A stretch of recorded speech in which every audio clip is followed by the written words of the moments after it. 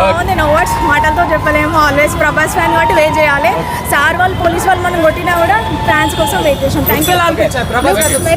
బాహుబలి తర్వాత మళ్ళీ అలాంటి వస్తున్నాయంటే కల్కి సినిమా వేరే లెవెల్.